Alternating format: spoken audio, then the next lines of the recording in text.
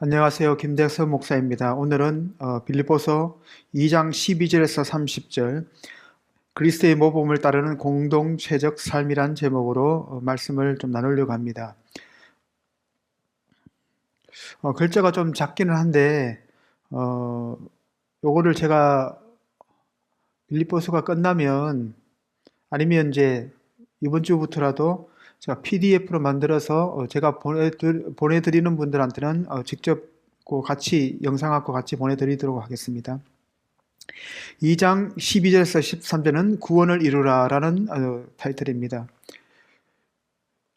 12절에 보시면 그러므로 나의 사랑하는 자들아 너희가 나 있을 때뿐 아니라 더욱 지금 나 없을 때에도 항상 복종하여 두렵고므로 떨림으로 너희 구원을 이루라 라는 타이틀이 나옵니다. 너희 안에 행하시는 이는 하나님이시니 자기의 기쁘신 뜻을 위하여 너희에게 소원을 두고 행하게 하시나니 라고 2장 12절에서 13절을 이야기합니다. 2장 6절에서 11절에서 그리스도의 겸손과 희생의 모범을 그린 바울은 2장 12절에서 18절에서 독자들에게 예수의 모범을 따라 살 것을 권면하고 있습니다. 이 권면을 더 강조하기 위해 그 모범을 따라 사는 자신과 그의 동력자인 디모데와 에바브로디도의 예를 들고 있습니다. 그것이 이제 2장 19절에서 30절까지 있는 내용인데, 여기 이제 글자가 좀 오타가 났는데, 2장 19절에서 30절은 자신과 그의 동력자인 디모데와 에바브로디도도 예수 그리스도의 모범을 따라 사는 삶을 살았다라고 이야기합니다. 어떻게 보면 그리스도 예수의 모범을 따르는 삶은 어떤 내용인가 하면 2장 6절에서 11절까지 있는 예수의 자기 희생과 자기 중심적인 삶을 포기하시고 타인을 위해서 자신의 온 생명을 내어주신 예수의 삶을 따라 삶을 살았다라고 성경은 이야기하고 있습니다. 그래서 예수님의 삶을 한마디로 묘사를 한다면 이기적인 삶이 아니라 이타적인 삶을 사셨던 분이다라고 이야기를 합니다. 누군가에게 자신의 것을 내준다는 것은 쉬운 일이 결코 아닙니다. 그럼에도 불구하고 예수님은 자신의 온몸을 던지셔서 우리를 위한 대속의 역사를 이루어 주셨다라고 성경은 얘기합니다. 2장 12절에서 13절 이해를 위한 두 가지 오해를 우리가 생각해 보려고 합니다. 첫 번째 오해는 구원을 개인주의적으로 생각하는 방식입니다. 하나님의 구원 계획을 사람들을 구원시켜 죽은 후에 천국으로 보내는 것으로 우리가 우리가 생각하는 것, 이것만이 우리가 우리 구원으로 생각하는 이 생각 자체가 약간 오해가 있다라고 생각이 됩니다. 하나님이 보실 때 개인은 홀로 독립해 있는 객체가 아니라 성경적으로 이야기하면 공동체에 있는 개인으로 우리를 부르셨다라고 성경은 우리들에게 말씀하고 있습니다. 개인주의적 접근은 하나님의 구원 계획의 중심인 하나님 나라와 교회가 빠져 있는 비성경적인 이해일 수도 있습니다. 그리스도의 몸인 교회는 친목 모임이 아닙니다. 교회의 목적이 영적 소비자 욕구를 채워주는 모습으로 변질되어 있는 것이 오늘날 교회의 모습에 나타나고 있습니다. 우리가 일종의 친목 모임으로 우리가 교회를 생각해서는 안 됩니다. 교회는 예수 그리스도의 피값으로 사신 교회 공동체이고 그 공동체 개인이 모여서 그리스도의 모범적인 삶, 자기를 부인하고 십자가를 지고 자기 목숨을 누군가를 위해서 희생하는 이타적인 삶을 실천하는 연합이 바로 교회 공동체라고 우리가 생각하시면 좋을 것 같습니다. 교회는 하나님의 뜻을 이 땅에 실현하기 위해 그리스도께서 피값으로 사서 시작하신 그리스도의 몸이다라고 성경은 얘기하고 있습니다. 그래서 교회를 묘사할 때에 머리 대신 예수님을 주권자로 삼고 우리가 그 몸의 지체로 우리를 설명하고 있는 것을 우리가 볼 수 있습니다. 대단히 중요한 개념이라고 생각이 됩니다. 그리스도께서 핏값으로 사서 시작하신 그리스도의 몸. 그래서 각 지체가 그리스도의 몸을 이루어 하나님이 통치가 이 땅에 임하도록 그리스도의 마음을 품고 협력하여 한 마음으로 세워져 가는 거룩한 공동체가 바로 교회입니다. 이 부분이 어떻게 보면 교회의 정체성을 우리가 설명하는 아주 중요한 단어입니다. 각 지체가 그리스도의 몸을 이루어 하나님의 통치가 이 땅에 임하도록 그리스도의 마음을 품고 협력하여 한 마음으로 세워나가는 거룩한 공동체. 여기서 보면 이제 한 마음이라는 단어가 나오죠. 2장 1절에서 4절 보면 한 뜻, 같은 생각, 같은 마음으로 해가지고 우리가 교회 공동체는 갈등하는 공동체가 아니라 한 마음으로 협력하여 그리스도의 몸을 이루어 나가는 거룩한 공동체임을 성경은 우리들에게 말을 해주고 있습니다.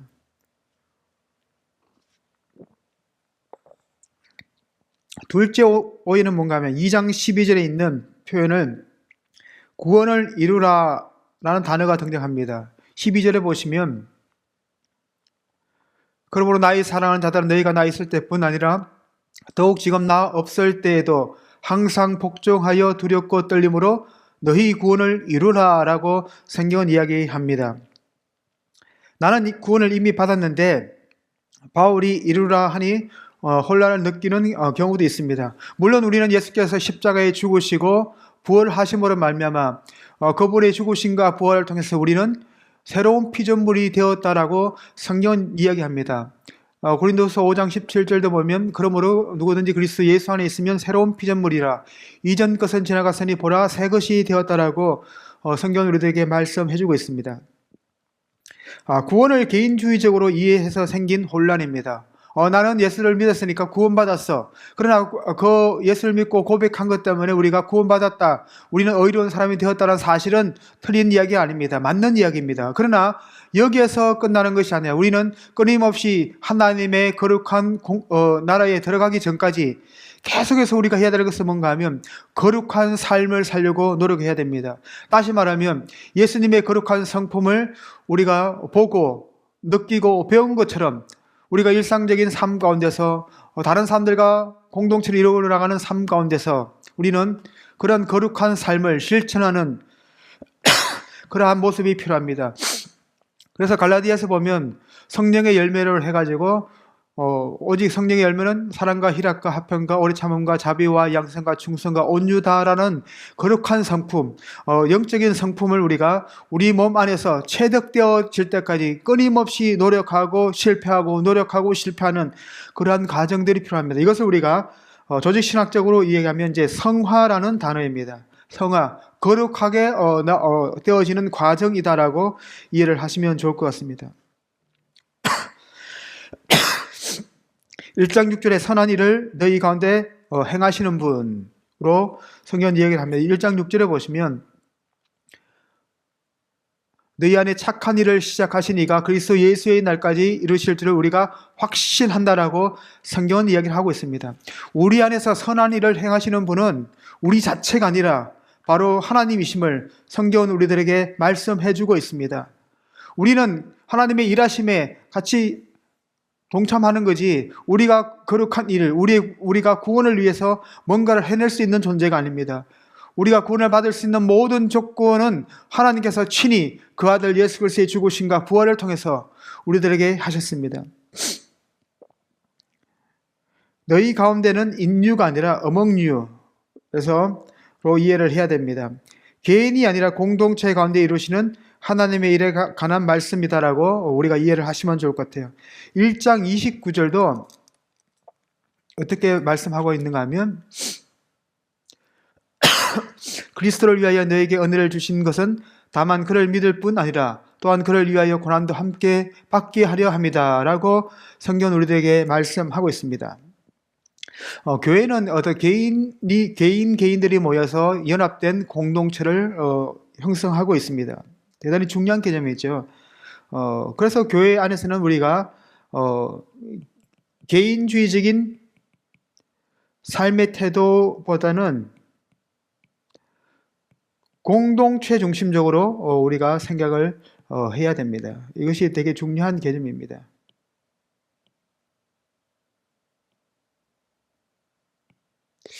이게 왜 한문이 다 안 지워질까요?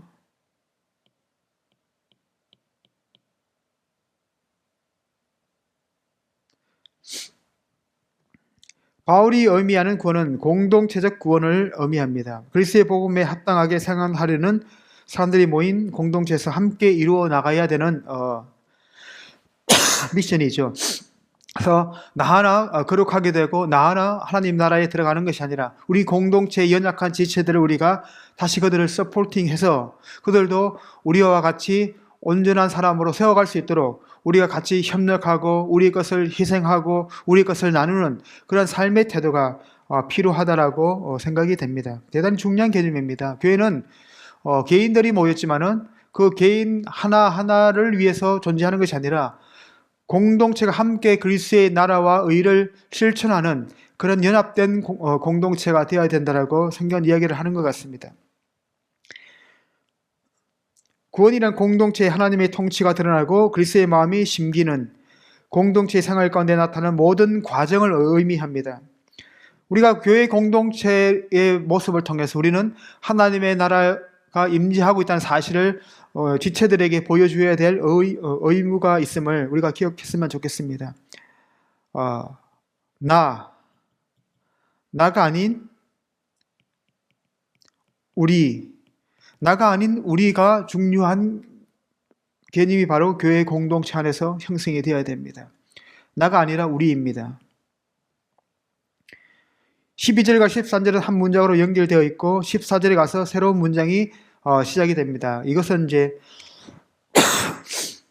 개역 성경 우리가 있는 한글 성경이 아니라 헬라어 원문에 그렇게 되어 있습니다. 12절에 그러므로 호스테는 1절 27절 이하의 단락과 연결을 시킵니다. 특별히 찬송시에 예시된 그리스도의 모범과 연결되는 거죠. 어떻게 보면 이제 2장 6절에서 11절은 지난주 시간을 우리가 간단하게 생각하면 첫 번째는 뭔가 하면 그리스도의 희생, 그것이 어디에서 나타났어요? 십자가 위에서 자신을 죽기까지 하나님의 뜻에 복종한 그러한 모습이고, 두 번째 내용은 뭔가 하면 십자가 위에서 돌아가셨던, 어떻게 보면 그 당시 수치, 쉐임이라고 하죠. 수치 가운데 죽으셨던 그 예수님의 삶을 하나님께서 다시 고양시키시는, 이그절테이션이라고 해서 높여 올리신다라는 의미입니다. 그래서 그 다음에 몇 절이죠?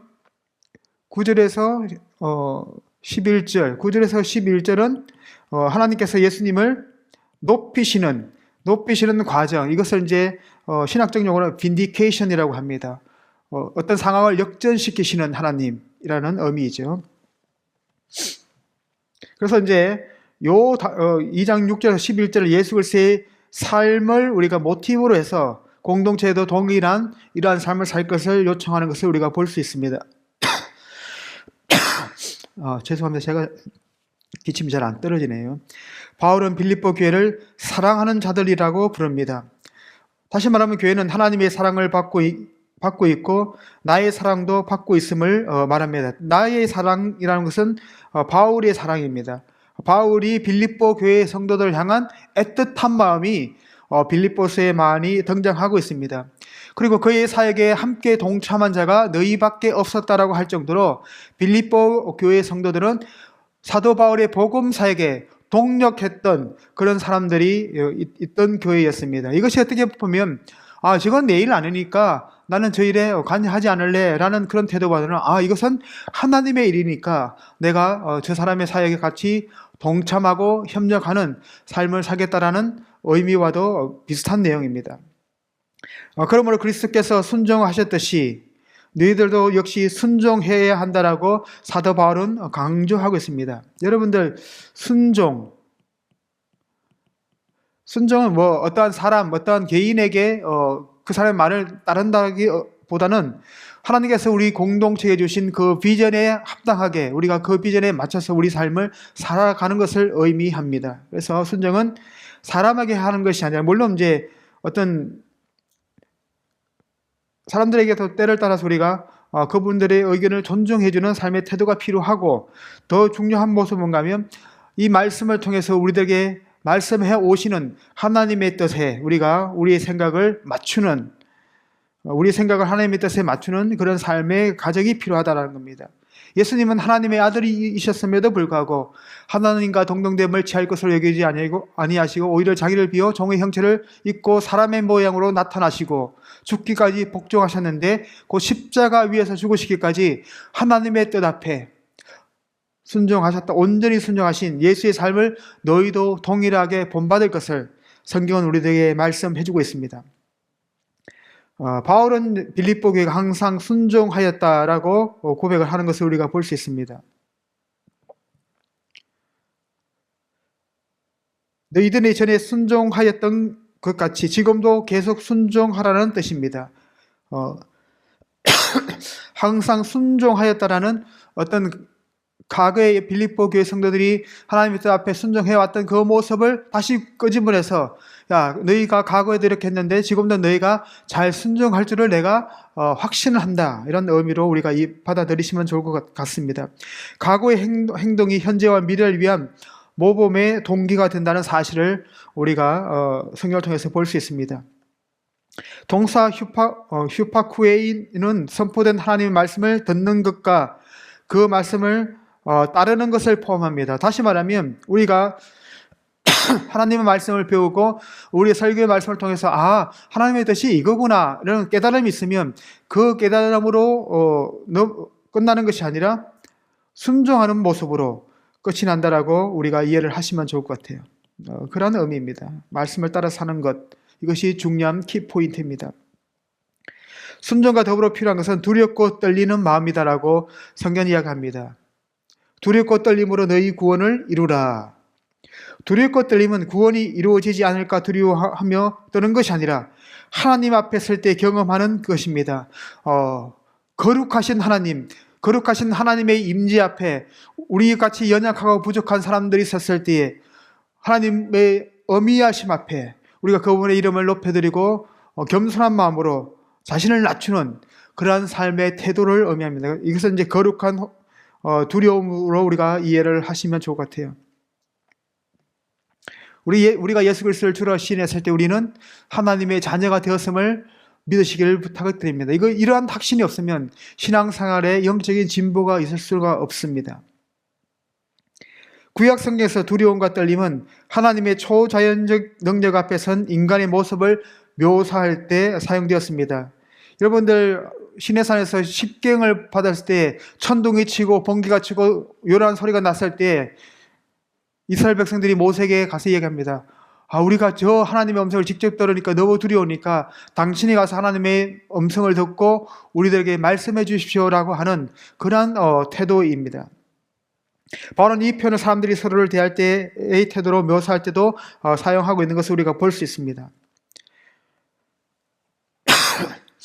바울은 자기가 있을 때나 없을 때나 빌립보 교인들이 동일한 태도로 자신의 가르침에 순종할 것을 요청하고 있습니다. 그래서 이제 두려움과 떨림은 빌립보 교인들이 바울을 대할 때나 서로를 대할 때 마치 하나님의 임재 앞에 있는 것처럼 행동하는 태도를 의미합니다. 여러분들, 우리가 종말론이라고 이야기를 하죠. 종말론은 어떠한 의미입니까? 종말론은 하나님의 임재 앞에 서는 것을 의미합니다. 이것은 어떻게 보면 우리가 마지막 때에 일어날 일이 아니라 지금 여기에서 우리가 하나님의 임재 앞에 있음을 우리가 고백하는 겁니다. 제가 이 영상을 찍으면서도 이것은 하나님께서 임재하여 계신다는 사실을 우리가 알고 영상을 찍습니다. 여러분들도 마찬가지입니다. 여러분들의 삶의 현장에서 그것은 하나님이 부지하신 장소가 아니라 여러분들 안에 계신 성령 하나님이 여러분들 안에 있기 때문에 그것은 하나님의 임재가 있는 거룩한 장소라는 사실을 우리가 이해를 했으면 좋겠습니다. 하나님의 임재는 오늘 여기에 여러분들의 삶의 현장 가운데 함께 하십니다. 이 사실을 우리가 믿으시고 우리가 하나님 앞에 하나님의 어미하심 앞에 우리가 두렵고 떨리는 마음으로 우리 삶을 살아낼 필요가 있습니다. 두렵과 떨림은 종말의 관점으로 현재를 바라보는 삶으로 이해를 해야 됩니다. 우리가 마지막 날 앞에, 마지막 때에 하나님 앞에 서 있는 것처럼 오늘 현실을 살아내 가셔야 됩니다. 우리는 이 종말의 관점에서 오늘 누가 진정 내 삶의 주인인지를 고민해 보아야 됩니다. 그래서 두렵고 떨리는 마음으로 공동체의 구원을 이루어 나가야 합니다. 여러분들의 삶의 주인은 누구이십니까? 여러분들 삶을 주관하고 있는, 여러분들이 끊임없이 추구하고 있는 것이 바로 여러분들의 주인입니다. 그것이 때로는 물질이 될 수가 있고요. 때로는 건강이 될 수도 있고, 때로는 자녀가 될 수도 있고, 때로는 성진이 될 수도 있습니다. 그러나 우리는 이러한 것에 매달리면서 갈망하지만은, 그러나 우리가 우리 앞에 하나님께서 임재하고 계시고 우리 안에 하나님께서 내주하고 계셨다는 사실을 망각할 때가 좀 있습니다. 물론 저도 그렇습니다. 저도 여러분들과 하나도 틀릴 것 없는 부족한 사람이면 틀림없습니다. 그러나 우리가 내 삶의 진짜 주인이, 내 삶의 주권자가 누구인지를 우리가 바르게 인식하는 그러한 태도가 필요합니다. 왜냐하면 로 시작되는 13절을 보시면 13절에 보시면 여기서 이제 우리가 개역 성경에는 빠져 있는데 여기서는 이제 헬라에서는 이제 이유를 나타내는 단어가 써 있으면 너희 안에 행하시는 이는 하나님이시니 자기 기쁘신 뜻을 위하여 너희에게 손을 두고 행하게 하신다라고 성경은 이야기합니다. 순종함으로 두렵고 떨리는 마음으로 구원을 이루라. 왜냐하면 이라는 말은 그 구원을 이룰 수 있다. 왜냐하면 이라는 의미를 함축하고 있습니다. 구원을 이룰 수 있다고 확신하는 그거는 바로 하나님이 그 구원을 이루어 나갈 수 있도록 우리들에게 끊임없는 힘과 능력을 공급해 주시기 때문입니다. 우리가 하나님의 말씀에 순종할 수 있는 힘이 어디서 나올까요? 여러분들 신앙의 짬밥 때문에 나올까요? 내가 예수를 믿은 지 30년 돼서 50년 돼서 20년 돼서 그런 신앙의 연수가 여러분들이 거룩한 삶을 살아갈 수 있는 에너지 공급해 줄 거예요? 아닙니다. 그러한 30년, 20년, 10년 이상을 신앙생활을 했어도 우리 안에서 선한 마음을 품게 하시는 분은 우리 안에 계시는 성령 하나님, 정말 성령 하나님을 통해서 하나님의 뜻을 이루어 나가시는 그 하나님의 역사임을 성경은 우리들에게 말씀하고 있습니다. 우리는 신앙생활하면서 이 사실을 망각해서는 안 됩니다. 하나님이 우리의 구원을 이루어 나갈 수 있도록 우리들에게 에너지와 능력을 베풀어 주시는 분입니다. 하나님이 어떤 에너지를 공급하십니까? 하나님은 구원을 원하시는 동기를 공급합니다. 너에게 소원을 두고 행하게 하시나니, 우리가 행하는 것이 아니라 우리 안에 거룩한 삶을 살 수 있도록 그런 갈망을 주시는 분이 바로 하나님이라는 사실을 성경은 우리들에게 말씀하고 있습니다. 내가 선한 마음이, 나의 선한 의지가, 내가 지금까지 신앙생활했던 그 지식들이 선한 일을 행할 수 있도록 힘을 주는 것이 아니라 우리 안에서 거룩한 삶을 살 수 있도록 소원을 두고 행하시는 그 하나님의 역사가 우리 삶을 지금도 붙잡고 계시다는 사실을 인식을 했으면 좋겠습니다.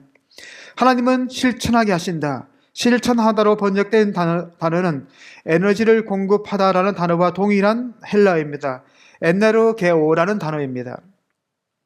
소원하게 하셔서 실천하게 하시는 하나님의 에너지가 각자의 구원을 이루게 하는 힘의 근원입니다. 여러분들, 내가 믿음이 좋아서 내가 신앙생활을 오래 해서 우리가 거룩한 삶을 살 수 있는 것이 아닙니다. 우리의 구원을 이룰 수 있는 것도 아닙니다. 정말 우리가 구원을 이룰 수 있는 힘의 근원은 하나님은 당신께서 바라시는 의도가 있고 그것을 위해 열심히 활동하십니다. 그 활동은 사람들이 그분의 뜻에 맞는 바른 소원을 두고 행하는 모습으로 나타난다라고 성경은 우리들에게 말을 합니다. 그래서 이제 구원을 이룸에 있어서 하나님의 활동에 대한 우리의 의존이 강조가 되어야 됩니다. 하나님의 사역은 우리의 사역과 인간관계를 가집니다. 우리가 누린 행위는 하나님의 은혜 때문에 가능합니다. 이것이 중요한 포인트입니다. 여러분들이 할 수 있는 모든 것, 숨을 쉬고 음식을 드시고 그리고 잠을 푹 주무실 수 있는 것, 이거 은혜입니다.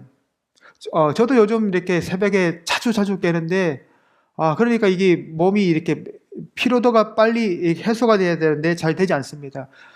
숙면을 취할 수 있는 것, 그런 분이 계시다면 하나님의 은혜가 여러분들 가운데 있는 분입니다. 우리가 누릴 수 있는 모든 행위는 바로 하나님의 은혜 때문에 가능하다라는 사실을 기억했으면 좋겠습니다. 우리가 숨을 쉬고 있는 것, 밥을 먹고 있는 것, 손을 들고 뭔가를 쓸 수 있는 것, 우리의 눈을 통해서 뭔가를 볼 수 있는 것, 우리의 발을 가지고 우리가 원하는 곳에 갈 수 있는 모든 행위는 내가 건강하기 때문이 아니라 하나님께서 건강의 복을 우리들에게 허락해 주셨기 때문이다라고 생각하시면 좋을 것 같아요. 바울은 강조형 행하시는 이는 하나님이다라고 분명하게 말씀합니다.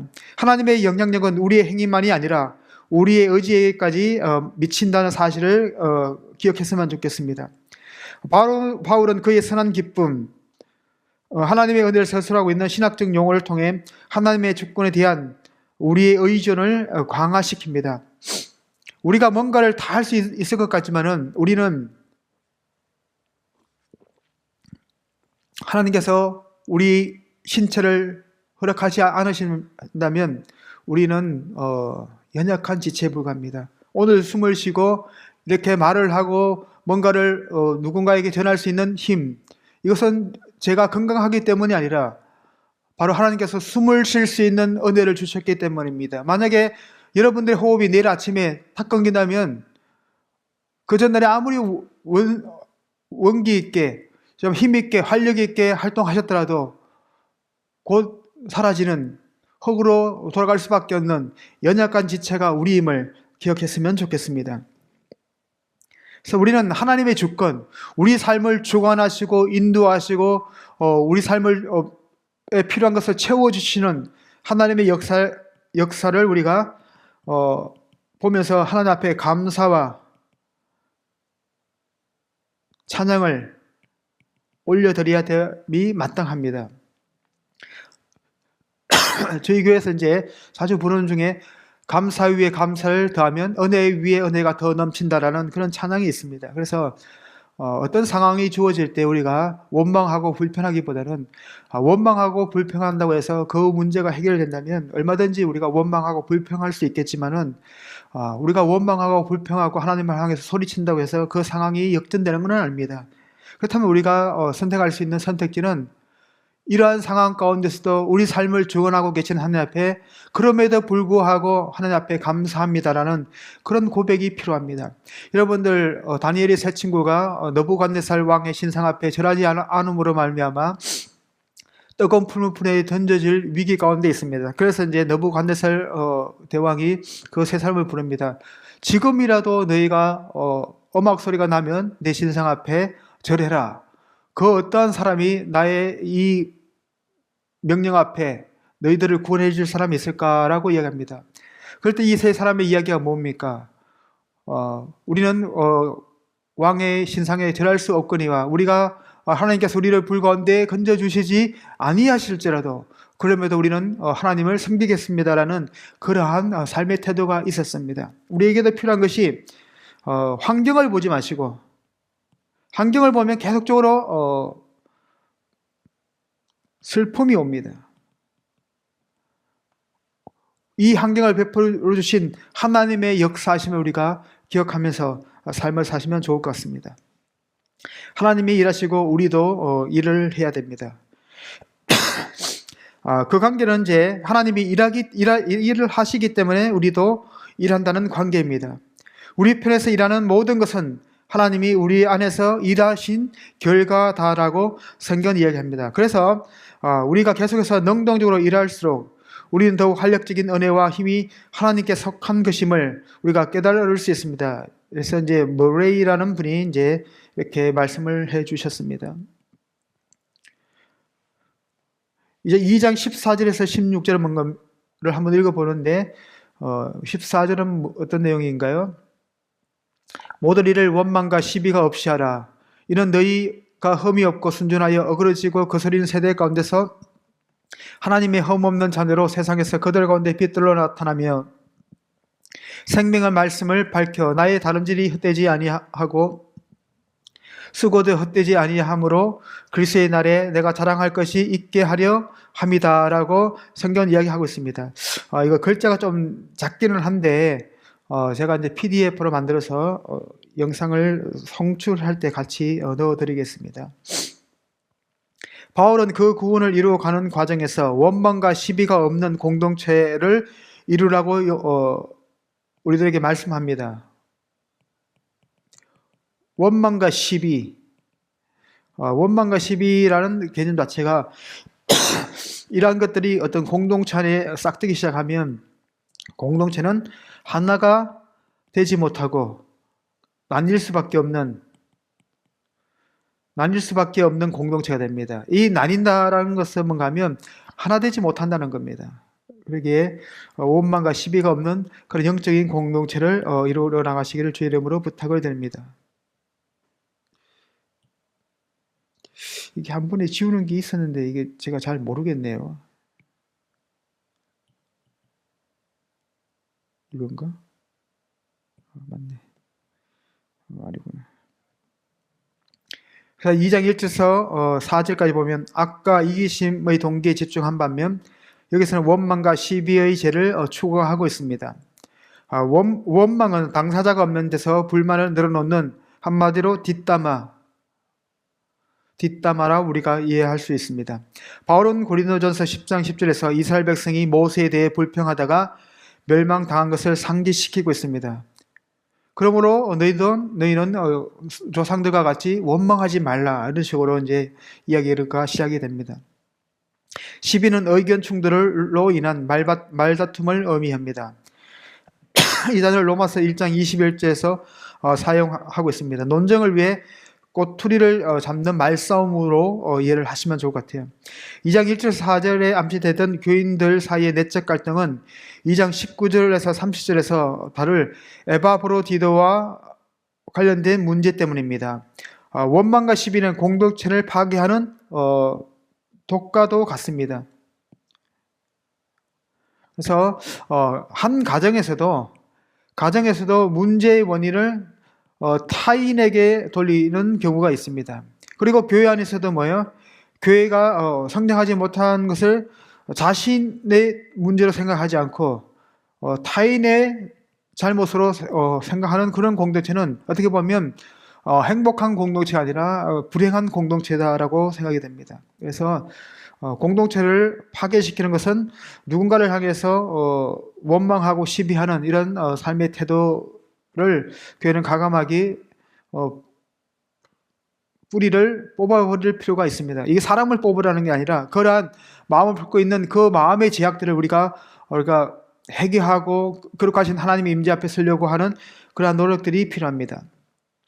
그리고 15절, 16절은 14절에서 원망과 시비가 없이 하라는 겉면의 근거를 제시합니다. 이는 뭐예요? 왜냐하면 시비가 없이 하라. 왜냐하면 너희가 흠이 없고 순전하여 어그러지고 거스르는 세대 가운데서 하나님의 흠 없는 자녀로 세상에서 그들 가운데 빛들로 나타나야 된다 라고 성경은 이야기합니다. 흠이 없고 순전하여 흠 없는 하나님의 자녀임을 2장 15절 A 부분에서 설명을 하고 있습니다. 그리고 어그러지고 거스리는 세대 가운데서는 이제 2장 15절 B, 그 다음에 그들 가운데서 2장 15절 C, 그 다음에 세상의 빛들로 나타난다는 것은 2장 15절 D입니다. 그래서 이제 이거 A, B, C, D 이런 식으로 나누면 우리가 어떠한 사람이라는 것을 우리의 정체성을 첫 부분과 마지막 부분에 놓고 우리 공동체 안에 있는 부정적인 생각들을 이렇게 놓고 해서 이러한 우리는 흠이 없고 흠 없는 하나님의 자녀이고 세상의 빛들로 나타내야만 하는 존재이기 때문에 어그러지고 거스리는 세상 가운데서 그들 가운데서 나타나는 그러한 모습들을 우리가 없이 하라는 겁니다. 우리가 거룩한 자녀의 삶을 그들에게 보여주는 삶을 살 것을 요청하고 있는 겁니다. 그래서 어떻게 보면 14절에 있는 원망과 시비라는 그러한 부정적인 싹들이 터지지 않도록 우리가 하나님의 흠없고 거룩한 자녀다운 삶으로 말미암아 그러한 하나님의 거룩한 빛이 세상 가운데 나타낼 수 있는 그러한 존재로 삶을 살 것을 요구하고 있습니다. 이것이 어떻게 보면 예수 그리스도의 삶입니다. 예수님은 자신을 위한 삶을 사신 것이 아니라 하나님의 뜻을 성취하기 위해서. 그렇다면 하나님의 뜻은 무엇인가요? 정말 하나님께서 창조하신 이 피조 세계 가운데 많은 사람들이 구원을 받을 수 있는 길을 여시는 것이 하나님의 뜻이었습니다. 그래서 그 일을 예수님이 십자가의 죽으심과 부활을 통해서 성취하신 것이죠. 그러기에 마태복음에 있는 말씀처럼 너는 세상의 빛과 소금이다 라고 하면서 너희 빛을 사람들 앞에 비추게 하여 많은 사람들이 하나님께 영광을 돌리게 하라라고 성경은 이야기합니다. 바울은 빌립보 교회의 거룩함을 반복적으로 말을 하고 있습니다. 동시에 엉터리 같은 사람들의 모습도 언급합니다.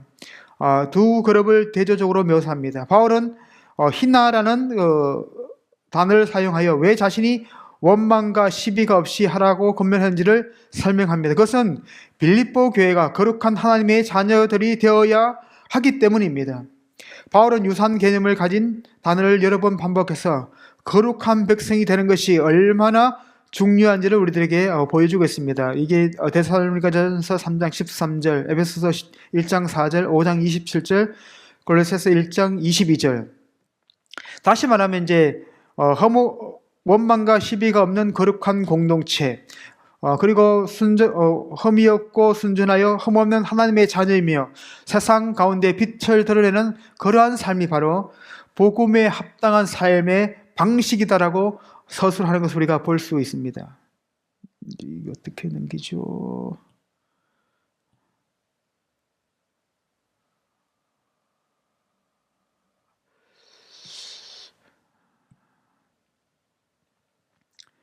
자, 빌립보 교회는 어그러지고 거슬리는 세대 가운데서 하나님의 흠없는 자녀가 되어야 한다라고 강조를 하고 있습니다. 바울은 테크나 자녀들이란 단어를 사용해서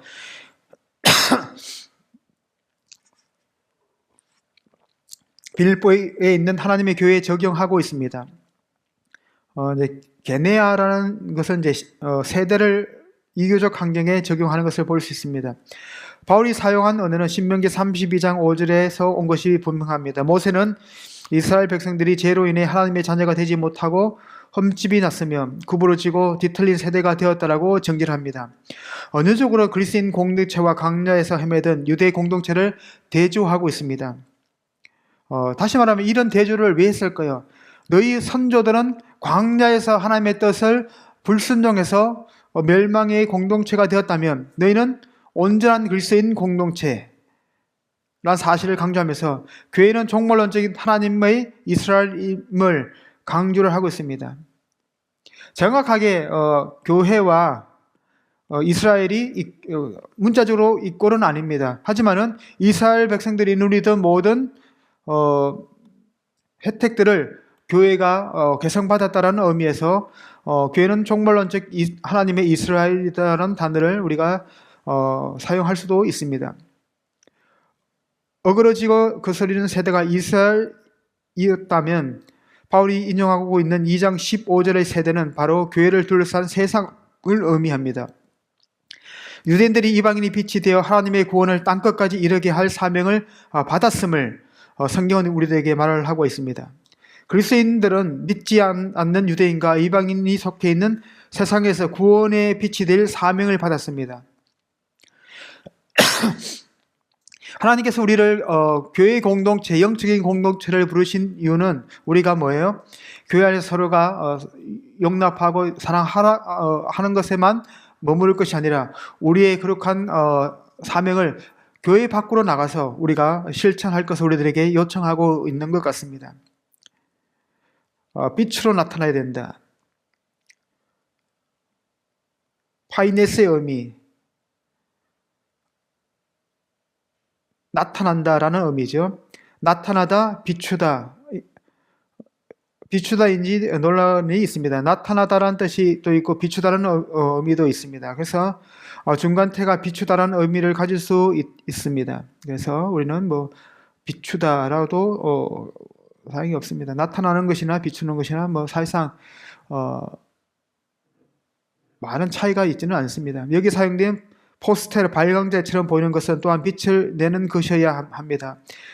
양쪽 해석은 문맥에서 실제로 하나로 모입니다. 바울은 15절에서 묘사한 흠이 없는 거룩한 모습을 이제 빛으로 사는 삶이라 압축하여 정리를 합니다. 다시 말해서 이제 빛으로 사는 삶, 한마디로 더 압축하면 우리가 사는 공동체를 변화시켜야 될 의무가 있습니다.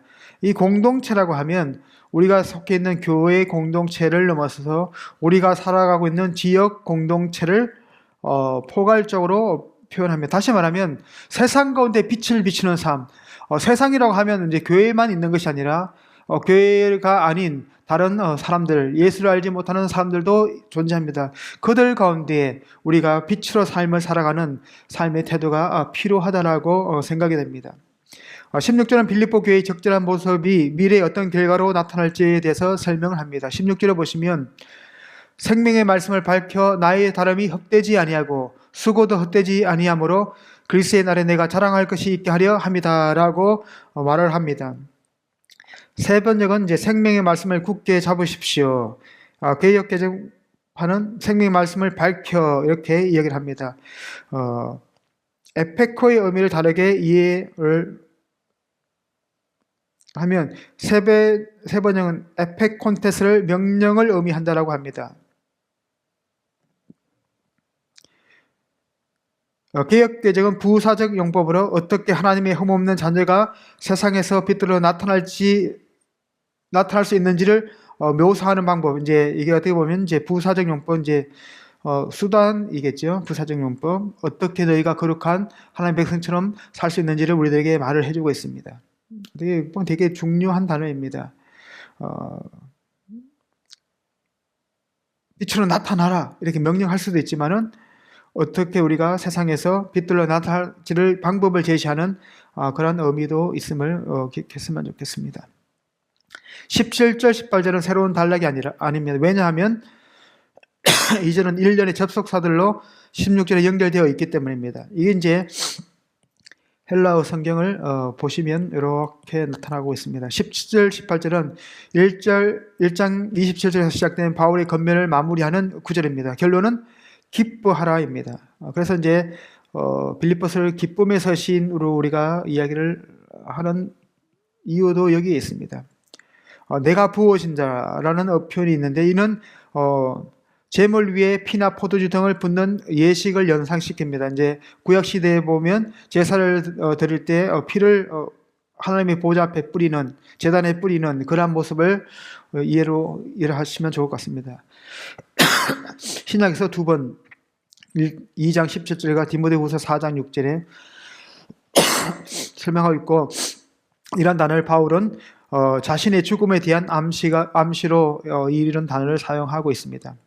17절의 표현이 바울의 순교를 암시한다라고 생각을 합니다. 하지만 이 구절의 가정법 형태가 사용된 점을 우리가 이해를 한다면 1장 24절에서 자신의 석방을 예견한 점을 보아 그렇게 판단하기가 좀 어려운 부분이 있습니다.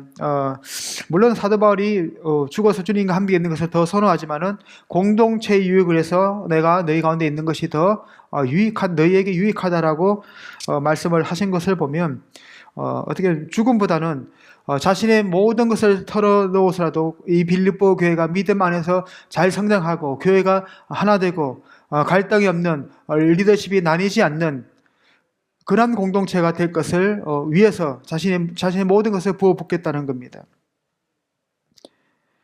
다시 말하면 조금 더 나가면 교회가 온전해지는데 자신의 죽음까지도 불사하겠다는 뜻입니다. 바울은 죽음보다 기쁨을 강조합니다. 기쁨의 표현이 4번이나 반복됩니다. 기뻐한다, 카이로, 함께 기뻐한다, 순카이로라는 단어가 이제 2번씩 등장하는 것을 우리가 볼 수 있습니다. 그 다음에 이제 2장 19절에서 30절은 바울의 선교 보고를 제기합니다. 이 말은 어떤 뜻인가 하면 디모데를 보내고 에바브로디드를 보내는 사건을 통해서 이 두 사람의 가운데서 하나님이 어떠한 방식으로 역사하시는지, 자신의 사역에 어떠한 도움이 되었는지를 이야기하면서 너희도 바울과 에바브로디드처럼 바로 서로가 서로를 세우는데 협력할 것을 요청하고 있는 것 같습니다. 2장 19절에서 24절은 디모데를 보냅니다. 글자가 너무 잘해서 여러분들한테 정말 죄송한데 이렇게 이해를 하시면 좋을 것 같아요. 지금 디모데를 보낼 수 있는 상황은 아니지만 가능한 빨리 그를 빌립보 교회에 보내려 합니다. 그리고 23절, 24절에서 짧게 반복하며 강조를 하고 있는 것을 우리가 볼 수 있습니다. 19절은 디모데를 보내려 한다는 바울의 바람을 제시하고 있습니다. 19절을 보시면 내가 디모데를 속히 너에게 보내기를 주 안에서 바람은 너의 사정을 알므로 안위를 받으려 합니다 라고 이야기를 합니다. 그 이유를 희나가 이끄는 목적절로 설명하고 있습니다. 하고 있죠. 너희 속사정을 알기 때문이다라고 이해를 하시면 좋겠습니다. 그리고 속히 보낸다는 말은 바울이 이런 판단을 잘 반영하고 있습니다. 내가 바람은 디모데 빌립보 여행에서 바란다를 사용하고 자신의 경우에는 확신한다를 사용하는 것을 볼 수 있습니다. 바울과 디모데의 여행에 관한 계획이 인간적 차원에서 세워진 것이 아닌 예수님께서 주님이시다는 사실을 인정하는 것 위에서 세워진 것임을 사도 바울은 강조를 하고 있습니다. 보시면 내가 디모데를 속히 너에게 보내기를 주 안에서 바람은 주님의 뜻이 있었다는 겁니다. 너희 사정을 알므로 안위를 받으려 합니다라고 이야기를 하는 것을 볼 수 있습니다. 디모데에 관한 소망과 자신에 대한 확신은 모두 주 예수 안에 있음을 사도 바울이 강조를 하고 있습니다. 엔 큐리오 예수라는 단어 안에서 예수 그리스도의 뜻 안에서 예수께서 원하시는 삶의 방식 안에서 내가 이렇게 소원하고 바란다라고 얘기를 합니다. 저 11시까지 할게요 그냥. 네, 일찍 들어오셔가지고.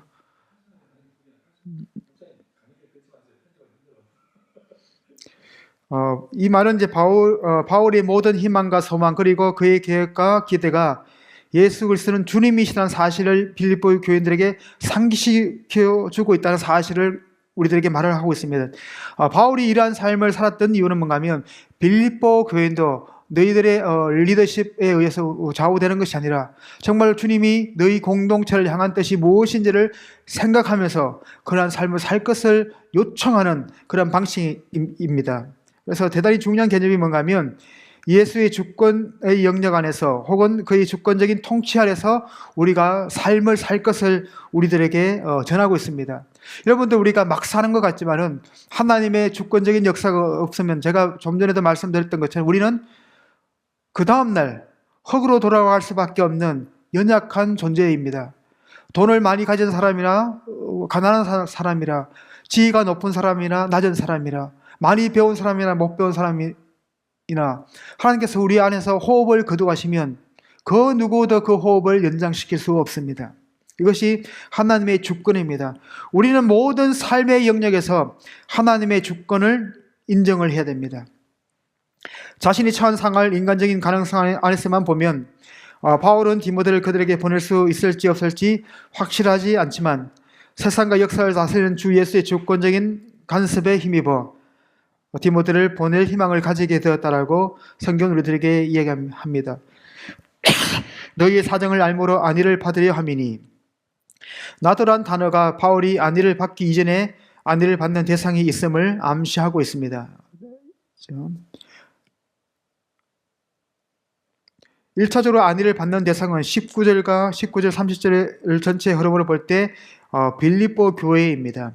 바울은 빌립보 교회가 안위를 받는 것을 목표로 하고 있음에도 완곡하게 자신이 안위를 받는다는 사실을 강조하고 있습니다. 이게 어떻게 보면 우리가 어떤 말을 직설적으로 하는 게 있고 돌려서 하는 게 있는데 직설적으로 하면 말하는 사람은 시원할지 모르지만 그 이야기를 듣는 사람은 불쾌합니다. 그러나 말을 돌려서 하면 나는 좀 답답하지만 다른 사람은 위로를 받을 수 있다는 사실을 우리가 기억했으면 좋겠습니다. 너희들은 안위를 받을 것이고 나 역시 그렇게 할 것이다 라고 사도 바울은 얘기를 합니다. 바울은 20절 22절에서 디모데가 어떤 사람인지 자세히 설명합니다. 간단하게 이야기하면 디모데만큼 빌립보 교인들의 형편을 염려해 줄 만한 사람이 없다라고 할 정도로 정말로 빌립보 교회를 향한 디모데의 마음은 간절하고 뜨거운 마음이 있다라고 이야기를 합니다.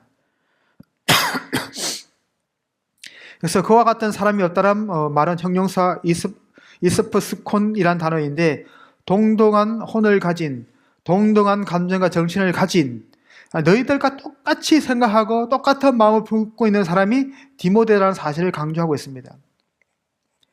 바울은 디모데를 자신과 동일시하고 있는 것을 볼 수 있습니다. 디모데가 동일한 혼을 가진 자이기에 빌립보 교회의 문제를 진실하게 생각할 사람으로 사도 바울은 생각을 하고 있었다는 겁니다.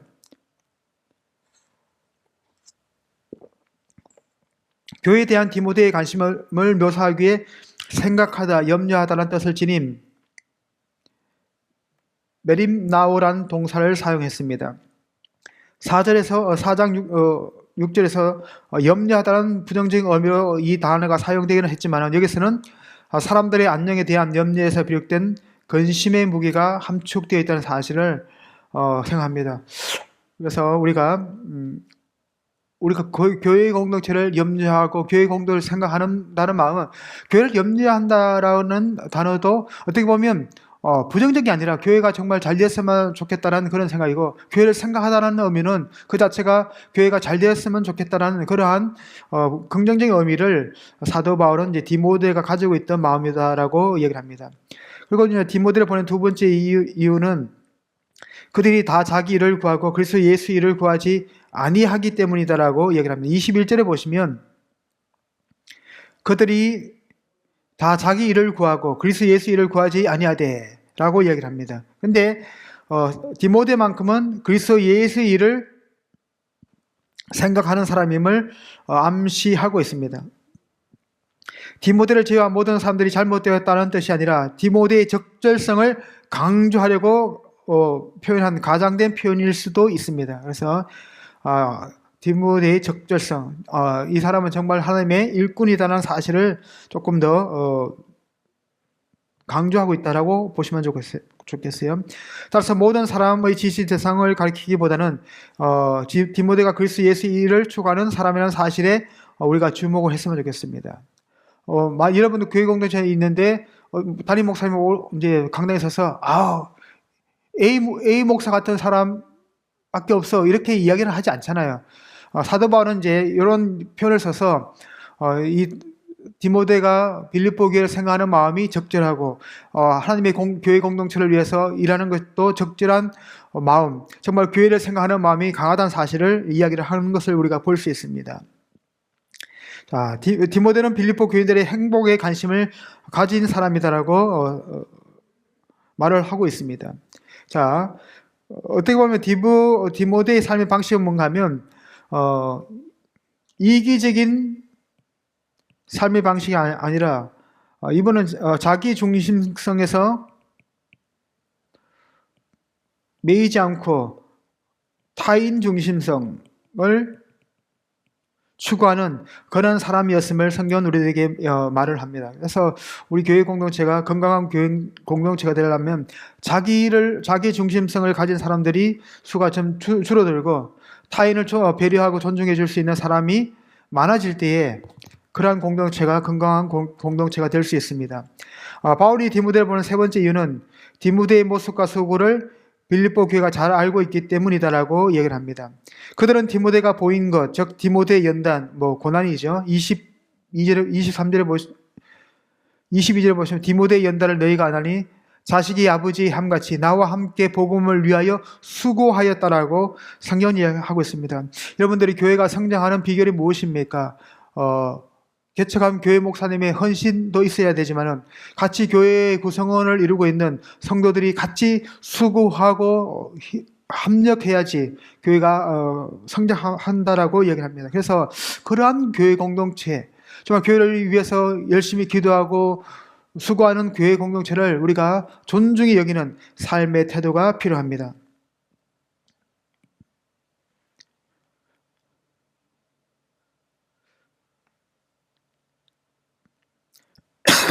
23절, 24절은 19절, 22절에서 길게 풀어 설명했던 내용을 간략하게 반복하며 정리를 합니다. 그러므로 내가 이 사람을 보내기를 바라고 내가 또 속히 나아갈 것을 전해서 확신한다라고 이야기합니다. 자, 디모데 파송이 왜 아직 가능하지 않은지에 대한 이유는 자신의 재판이 어떻게 종결될지 알 수 없는 사도의 불확실한 생편 때문입니다. 자, 바울은 디모데가 곧 가지 못하는 상황에 처해 있어서 보내는 시기를 약간 늦춥니다. 상황이 되면 곧 보내고자 한다는 의미입니다. 바울은 이런 디모데를 자신의 재판에 대한 전망이 서는 대로 빨리 보내겠다는 겁니다. 자, 나도 속해 가게 될 것을 주 안에서 확신한다. 다른 사람을 데리러 보낸 것이 아니라 바울 자신이 직접 빌립보로 갈 것이다라고 확신을 하고 있습니다. 이러한 바울의 확신은 그를 구원할 수 있는 주를 믿는 믿음 때문이다라고 이해를 하시면 좋을 것 같아요. 자신의 죽음이 임박했다고 전혀 생각하지 않고 빠른 시일 내에 석방되리라는 그의 전망이 자들들이 될 것이라고 생각하지 않습니다. 하지만 미래를 위한 바울의 계획은 주님의 뜻에 종속되어 있다는 것을 주 안에서라는 구문으로 표현합니다. 자기 확신은 아니라 주님이 허락하시면 내가 너에게 빨리 나아갈 수 있다는 사실을 강조하고 있습니다. 그러므로 바울은 걱정하지 않고 평안을 누릴 수 있었다라고 성경은 얘기합니다. 미래의 문제를 해결하는 책임은 바울 자신이 아니라 주님에게 있음을 그는 고백하고 있습니다. 자, 에바브로에게 보내는 이야기입니다. 에바브로디도를 빌립보 교회에 보내는 이유는 뭔가 하면 에바브로디도는 빌립보 교회의 성도이며 바울을 위해 모은 성금을 전하고 또 바울 가까이에 머물도록 파송받은 사람입니다. 그런데 25절, 28절은 에바브로를 보낸 사실을 자세히 설명합니다.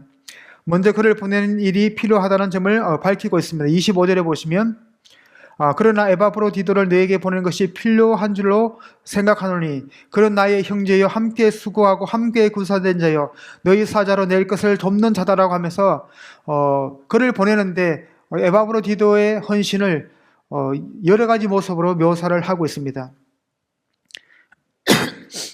25절은 에바브로디도 이야기로 분위기를 전환합니다. 하지만 이러한 전환은 디모데의 이야기와 근본적으로 단절시키지 않습니다. 두 사람의 모범적인 삶을 통해서 빌립보 교회 성도들도 너희들도 디모데와 에바브로디도를 본받는 그러한 삶을 살 것을 요청하고 있는 겁니다. 그러나 때는 19절, 24절과 25절과 30절 사이의 관계를 간명하게 암시하는 접속사입니다. 바울은 여러분의 문제를 도우려는 디모데는 지금 못 보내지만 지금 에바브로디도는 보낸다는 뜻을 전달하고 있습니다. 그런데 이제 사도 바울이 에바브로디도에 대한 묘사는 그는 형제요, 동력자요, 함께 군사된 자요, 너희 사자요. 다시 말하면 너희가 보낸 사자라는 겁니다. 그리고 돕는 자라고 묘사를 하고 있습니다. 에바브로디도를 자기 자신과 관련시키고 있는 것을 볼 수 있습니다. 나를 돕는 자, 나의 동력자, 나와 함께 군사된 자, 너희가 보낸 너희 사자 이런 식으로 하면서 에바브로를 혼자 독립시키는 게 아니라 자신의 사역에 깊은 영향을 끼쳤던 사람으로 묘사하고 있습니다. 바울과 함께 하는 사역자임을 부각시킵니다. 동시에 그가 빌립보 교회와 관련되고 그 교회가 그에게 부과한 역할을 상기시키고 있습니다. 로마 감옥에 있는 바울을 잘 협력해 줄 것을 그들이 에바브로디도에게 요청을 했습니다. 26절, 27절은 에바브로디도를 다시 빌립보 교회에 보낼 수밖에 없는 상황과 이유를 설명합니다. 에바브로디도는 교회가 준 역할을 감당하다가 병이 들었지만 이제 잘 회복되었기 때문에 다시 빌립보로 다시 돌려보낸다라고 바울은 이야기를 합니다. 어떻게 보면 사역을 하다가 힘에 부친 겁니다. 그래서 에바브로디도는 빌립보 교회를 간절히 사모하는 것을 우리가 볼 수 있습니다. 그가 교회 사람들을 보고 싶어 한다는 뜻일 수도 있고 향수병에 걸렸다는 뜻일 수도 있습니다. 그가 어떤 이유든 근심하는 이유는 바로 빌립보 교회를 향한 뜨거운 마음이 에바브로디도에게 있었기 때문입니다. 이러한 고뇌는 자신이 병들었다는 것을 빌립보 교회가 안다는 사실과 연결됩니다. 많이 위축되었을 겁니다. 사도 바울을 잘 스포팅하라고 보냈는데 자기가 병을 걸려서 죽음에 이르기까지 이 질병 가운데 있었다는 사실을 느꼈을 때는 어, 이 에바브로디도 입장에서는 마음이 위축되었을 겁니다. 그래서 이제 빨리 돌아가고 싶은 그런 마음이 있었습니다. 에바브로디도가 병든 사실을 교회가 안 것에 왜 그렇게 근심을 그 사람이 가지게 되었을까요? 단순한 근심은 그가 교회를 그리워하는 것처럼 교회에서 그를 그리워하는 사람이 있을 수도 있다는 생각이고, 두 번째는 뭔가 하면 빌립보 교회 어떤 사람들이 에바브로디도가 병들어 자기 역할을 잘 감당하지 못한다고 평가를 했을 수도 있습니다. 이 사람이 사역을 잘 못하네 이런 평가를 내렸을 수도 있습니다. 에바브로디도를 걱정하는 사람들의 의견과 충돌하여 교회에서 갈등이 일어났다는 소식을 들을 수도 있습니다. 어떤 이유인지는 우리가 정확하게 알 수는 없습니다. 27절은 하나님께서 어떻게 에바브로디도와 관련된 일을 다루셨는지를 말합니다. 하나님께서 그를 긍휼히 여기셨다라고 성경은 이야기합니다. 긍휼을 두 번 강조했는데 바울의 관심은 치료 자체가 아니라 그것이 가진 의미입니다. 하나님의 주권적인 자비가 에바브로디도의 삶에 미쳤다는 의미입니다. 하나님은 병들어 죽게 된 에바브로디도를 긍휼히 여기셨다라고 성경은 이야기를 합니다. 에바브로의 회복은 바울의 근심을 덜어주었다라고 바울은 고백을 했습니다. 긍휼에 대한 이중적 강조는 긍휼과 자비를 하나님의 전제의 제시로 제시를 하고 있습니다. 에바브로디도와 관련하여 존재한 갈등을 잘 극복하고 연합하라고 권면을 하고 있습니다. 자, 그래서 어떻게 보면 이제 29절 30절은 바울은 빌립보 교회에게 에바브로디도를 기쁨과 존귀함으로 영접하라고 우리들에게 요청합니다. 하나님께서는 그에게 긍휼을 보이셨고 바울은 그를 간절함으로 보내니 빌립보 교회는 그를 기쁨과 존귀함으로 받으라고 우리들에게 설명합니다. 그로 말미암아 갈등하지 말고 기뻐하고 그의 처신을 두고 서로 비판하지 말 것을 요청하고 있습니다. 자, 시간이 좀 부족해서 이 부분은 다음 시간에 같이 하도록 하겠습니다. 수고하셨습니다. 감사합니다.